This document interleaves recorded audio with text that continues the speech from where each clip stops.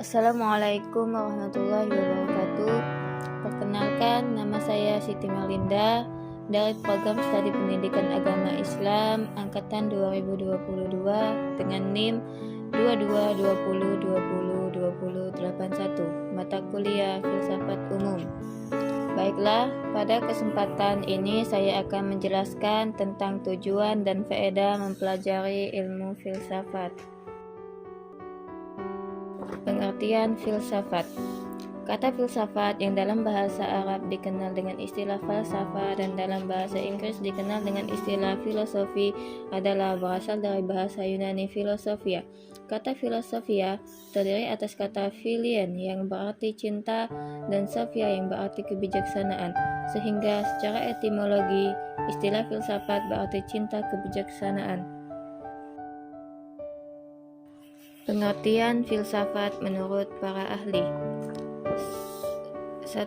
Plato berpendapat bahwa filsafat adalah pengetahuan yang mencoba untuk mencapai pengetahuan tentang kebenaran yang asli.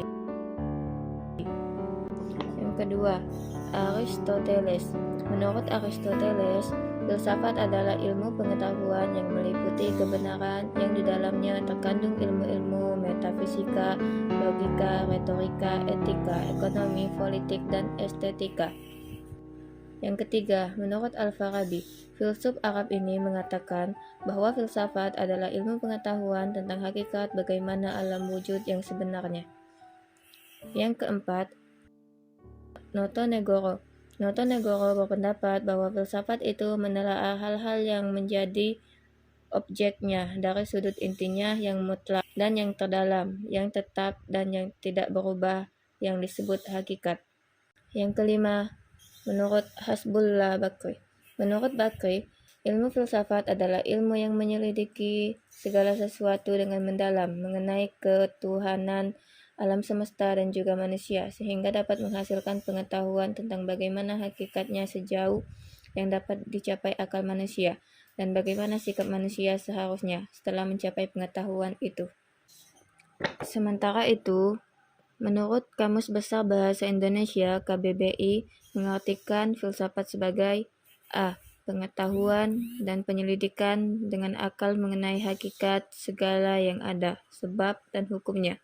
B. Teori yang mendasari alam pemikiran atau suatu kegiatan. Dan C. Ilmu yang berintikan logika, estetika, metafisika, dan epistemologi.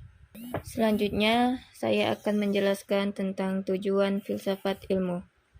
Tujuan filsafat adalah mencari hakikat dari suatu objek atau gejala secara mendalam, sedangkan pada ilmu pengetahuan empiris hanya membicarakan gejala-gejala. Membicarakan gejala untuk masuk kepada hakikat itulah yang menjadi fokus filsafat. Untuk sampai kepada hakikat harus melalui suatu metode yang khas dari filsafat. Jadi, dalam filsafat itu harus reflektif, radikal, dan integral. Filsafat ingin memandang objeknya secara utuh. Filsafat membahas lapisan terakhir dari segala sesuatu atau membahas yang paling mendasar. 1. Filsafat ilmu sebagai sarana pengujian penalaran ilmiah, sehingga orang menjadi kritis dan cermat terhadap kegiatan ilmiah.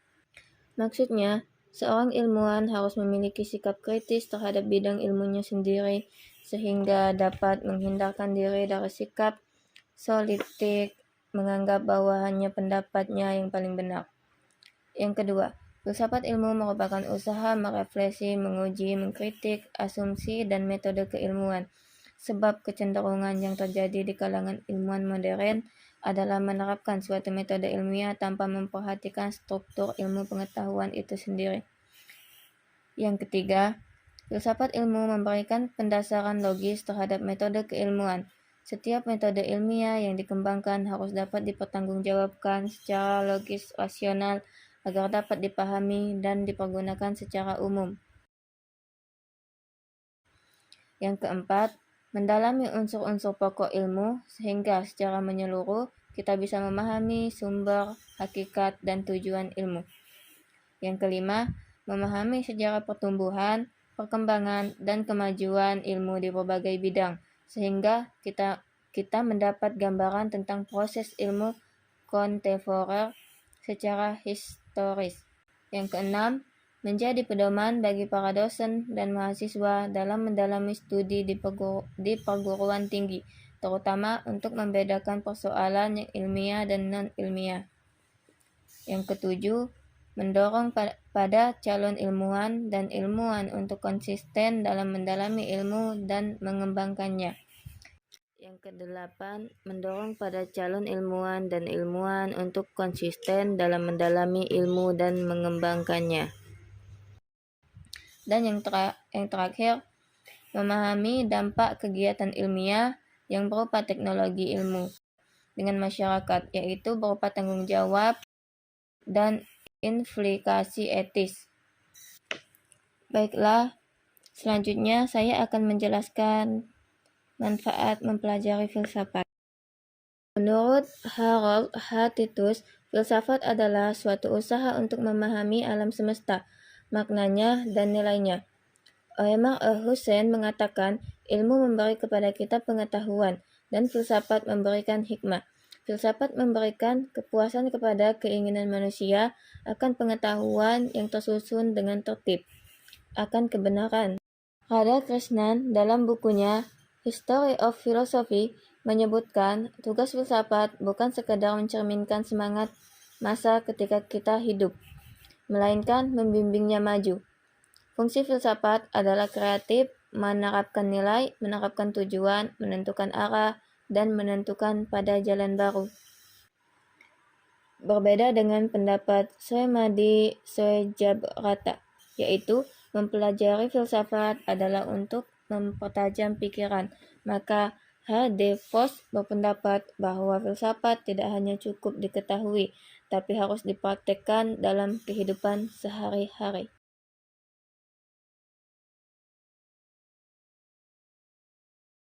Dari uraian di atas dapat disimpulkan bahwa tujuan filsafat adalah mencari hakikat kebenaran sesuatu, baik dalam logika, etika, maupun metafisika. Manfaat mempelajari filsafat ada bermacam-macam, namun sekurang-kurangnya ada 4 macam faedah, yaitu 1. Agar terlatih berpikir serius. Yang kedua, agar mampu memahami filsafat. 3. Agar mungkin menjadi filsafat. Dan yang keempat, agar menjadi warga negara yang baik. Berfilsafat ialah berusaha menemukan kebenaran tentang segala sesuatu dengan menggunakan pemikiran secara serius. Kemampuan berpikir serius diperlukan oleh orang biasa, penting bagi orang-orang penting yang memegang posisi penting dalam membangun dunia. Plato menghendaki kepala negara seharusnya filsuf. Belajar filsafat merupakan salah satu bentuk latihan untuk memperoleh kemampuan memecahkan masalah secara serius, menemukan akar persoalan yang terdalam, menemukan sebab terakhir dari penampakan. Demikianlah materi yang bisa saya sampaikan. Lebih dan kurangnya saya mohon maaf. Kepada Allah saya mohon ampun. Saya akhiri. Wallahu muwaffiq ila aqwamit thoriq. Wassalamualaikum warahmatullahi wabarakatuh.